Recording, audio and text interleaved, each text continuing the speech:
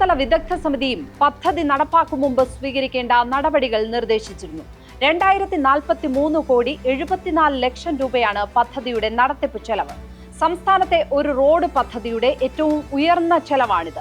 34.1 hectare വനഭൂമിയുടെ അടിയിലൂടെയാണ് തുരങ്കം കടന്നുപോകുന്നത്. 0.2 hectare മാത്രമാണ് റോഡ് നിർമ്മിക്കാനായി നേരിട്ട് ഏറ്റെടുക്കുന്ന വനം. ഇതിനു പകരമായി 17.26 ഹെക്ടർ സ്ഥലത്ത് പുതിയതായി വനം വച്ചുപിടിപ്പിക്കാനും ശുപാർശയുണ്ട്.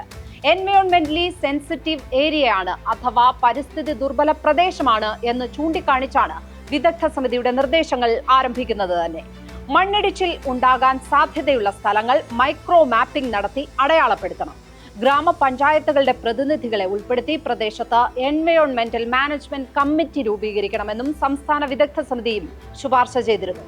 തുരങ്കത്തിന്റെ വടക്കും തെക്കും ടെലിമെട്രി ഡാറ്റ ട്രാൻസ്മിഷൻ സൗകര്യമുള്ള കാലാവസ്ഥാ കേന്ദ്രങ്ങൾ സ്ഥാപിക്കണം. ഗ്രൗണ്ട് വൈബ്രേഷൻ മോണിറ്ററിംഗ് സ്റ്റേഷനുകൾ 1 അല്ല 4 വേണം എന്നാണ് മറ്റൊരു നിർദ്ദേശം. മണ്ണിലുണ്ടാകുന്ന ചെറിയ ചലനങ്ങൾ പോലും അപ്പോൾ അറിയാൻ കഴിയുന്ന സംവിധാനമാണിത്. നിർമ്മാണം നടക്കുമ്പോൾ പ്രദേശത്ത് കുലുക്കം അനുഭവപ്പെടരുത് എന്ന പ്രത്യേക നിർദ്ദേശവുമുണ്ട്. കുലുക്കം ഉണ്ടാകാത്ത വിധം തുരങ്കം നിർമ്മിക്കാനുള്ള സാങ്കേതിക വിദ്യ ഉപയോഗിക്കണം. പ്ലാസ്മ ബ്ലാസ്റ്റിംഗ് അല്ലെങ്കിൽ ഓസ്ട്രിയൻ ടണലിംഗ് രീതി ഉപയോഗിക്കണം. ഇത് രണ്ടുമല്ലെങ്കിൽ ടണൽ ബോറിംഗ് മെഷീൻ ഉപയോഗിക്കണം. അപ്പൻ കാപ്പ് ആനത്താര നിർമ്മിക്കേണ്ട ഉത്തരവാദിത്വവും സംസ്ഥാന സർക്കാരിനാണ്.